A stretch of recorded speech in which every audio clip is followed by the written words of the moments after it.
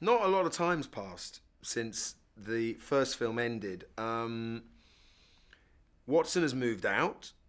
He is on the cusp of getting married and hasn't seen an awful lot of Holmes. And when you see them reunite, you realise Holmes has been obsessively tracing and tracking the various incidents, all of which for him lead back to Moriarty. And as with the end of the first, it's really primarily about him hunting and cornering Moriarty and how he does that. What happens thereafter turns into really both a kind of a hunt for us and a hunt for Moriarty. It's like the three of them are sort of trying to corner each other. It's like a massive chess game over Europe.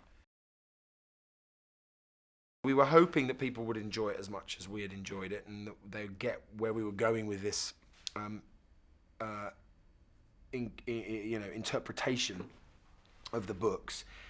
And so the opportunity of doing a second meant that we could kind of take the best of the first, but also go back to the books and look for the most interesting characters. There are so many great twists and turns to the Conan Doyle books and great personalities. And so we sort of took our pick. We've got Stephen Fry playing Mycroft, who in the books is described as possibly the only man who is cleverer than Holmes and also more eccentric. Numi plays a character that is key to this particular story in that her brother is a key link to Moriarty, and I know that I remember Guy early on loving the idea of having them mix with gypsies and possibly European gypsies, French gypsies, and so Numi is a kind of integral role and also an integral female presence in that she stops it from becoming just sort of boys' own type movie. Jared Harris steps into the boots of Moriarty with fantastic chill and intellect. Yeah, I was very young when I said that.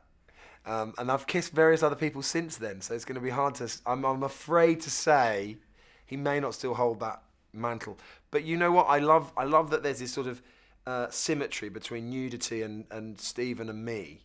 And we'll just have to make sure it happens a third time. What we all had to do was make sure it didn't become this sort of indulgence, because we were aware of what had worked the first time, and we were aware that the creative process and the fun we'd had on the first one was key to a lot of what had worked and why we think the audiences liked it. So coming back this second time, there was a bit more swagger and confidence, but equally we were quick to keep an eye on each other.